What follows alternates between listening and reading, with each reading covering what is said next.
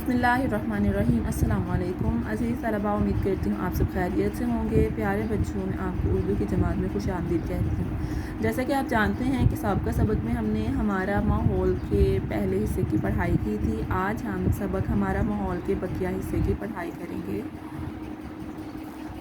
जी बेटा, आमना अम्मी की बातें नहायत गौर से सुन रही थी। जैसा कि हमने साबिक़ा सबक में क्या क्या पढ़ा था कि आमना जो है उसे मछली पालना बहुत पसंद है और उसके पास एक जार होता है जिसमें वो मछली को रखती है और मछली का बहुत ख्याल रखती है। लेकिन एक दिन उसकी अम्मी जो है वो दुपट्टा रंगती है। दुपट्टा रंगते हुए वो देखती है कि ये रंग तो बहुत ही खूबसूरत लग रहा है।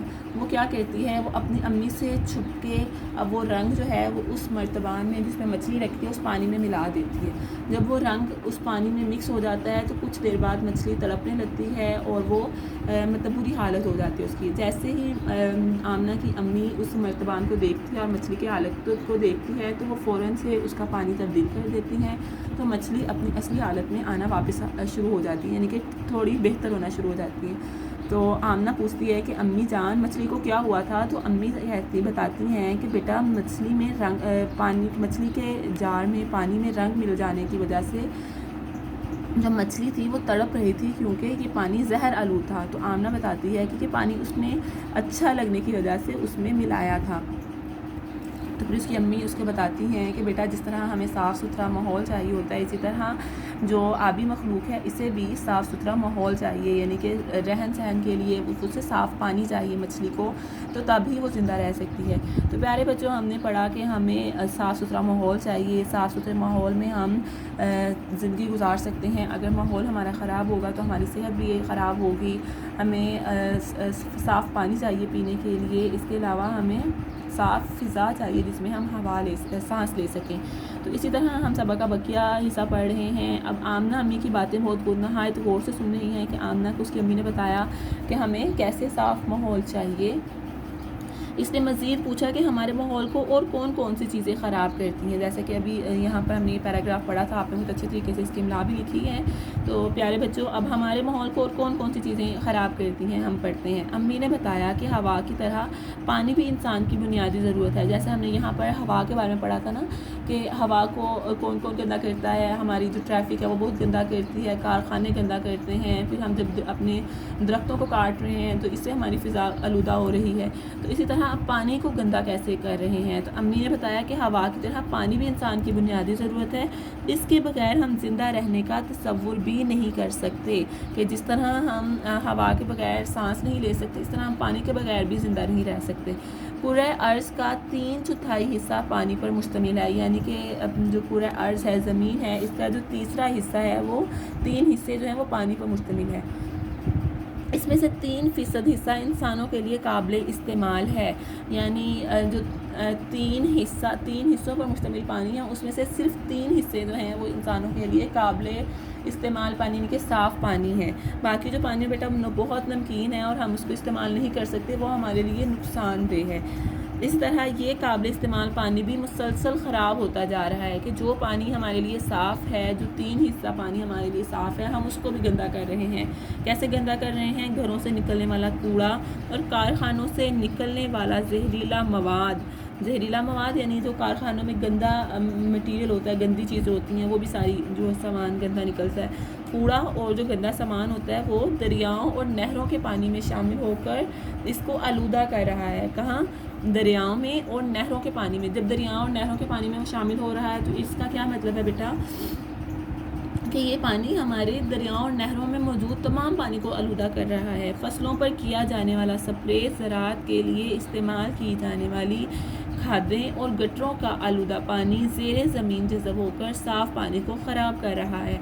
फसलों पर किया जाने वाला स्प्रे, जैसे आपको पता है कि फसलों को कीड़े लग जाते हैं तो हम उन पर स्प्रे करते हैं, तो वो वाला जो स्प्रे है और ज़राअत के लिए इस्तेमाल की जाने वाली जो खादें हैं बेटा, वो गटरों का आलूदा पानी ज़ेरे ज़मीन जज़ब होकर साफ़ पानी को ख़राब कर रहा है। यानी कि वो स्प्रे जो हैं वो भी फ़िज़ा में मिल जाते हैं और फिर वो जो फ़िज़ा में मिल जाते हैं वो उनको पानी डालते हैं तो वो पानी में भी मिक्स हो जाते हैं, फिर वही पानी जो है ये गटरों में जाता है, तो ये हमारी ज़मीन में जो मौजूद पानी है उसको भी ख़राब कर रहा है।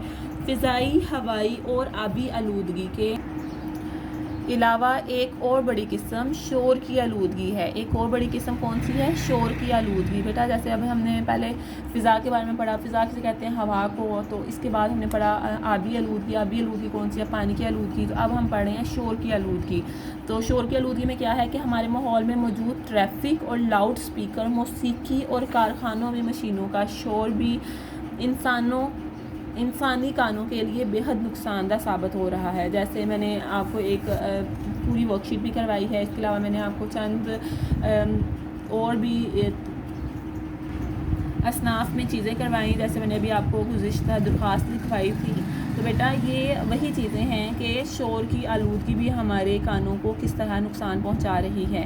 تو اس کے بعد ہے کہ سر درد, بے چینی, چڑچڑاپن, بلڈ پریشر, معدہ اور دل, جگر اور جلد کے امراض بڑھ رہے ہیں.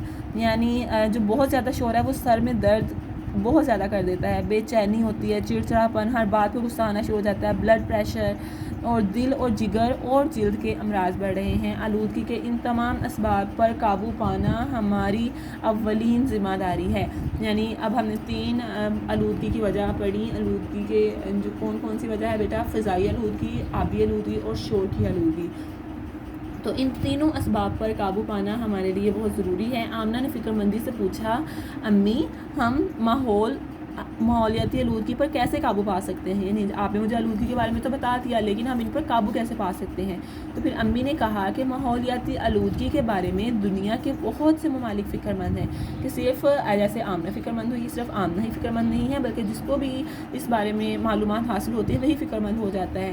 تو دنیا بھر میں 5 جون کو ماحولیات کا عالمی دن منایا جاتا ہے. ماحولیات کا عالمی دن یعنی کہ ماحول کو صاف ستھرا کرنے کے لیے ایک پورے دنیا میں دن منایا جاتا ہے, جو لوگوں کو اپنے ارد گرد کا ماحول صاف رکھنے کے لیے آگاہ کرتا ہے, جو پورے تمام لوگوں کو بتاتا ہے کہ ہم نے اپنے ماحول کو کس طرح صاف ستھرا رکھنا ہے.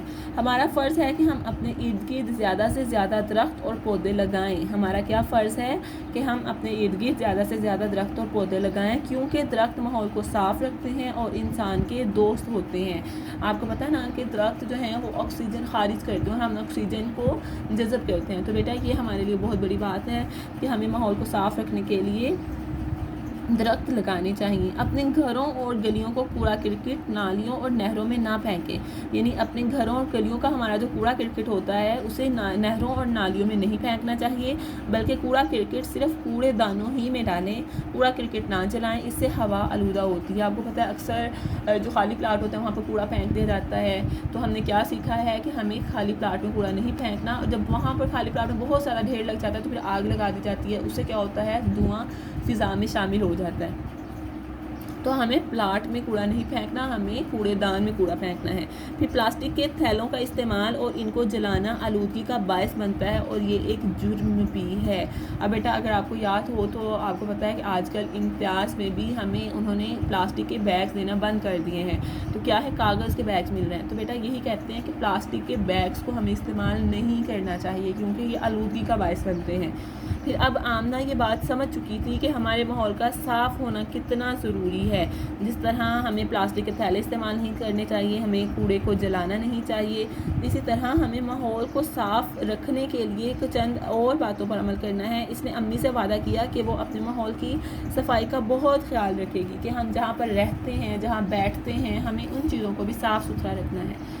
پودوں کی خوب دیکھ بھال کرے گی, نئے پودے لگائے گی اور مچھلی کا پانی کبھی آلودہ نہیں ہونے دے گی. ٹھیک ہے, جس طرح ابھی اس نے کیا سیکھا کہ اسے نئے پودے لگانے ہیں, اپنے ارد گرد کے ماحول کو صاف رکھنا ہے اور مچھلی کے پانی کو بھی آلودہ نہیں کرنا. اگلے دن آمنہ نے اسکول میں سب بچوں کو ماحول کو صاف ستھرا رکھنے کی ضرورت اور اہمیت کے بارے میں بتایا.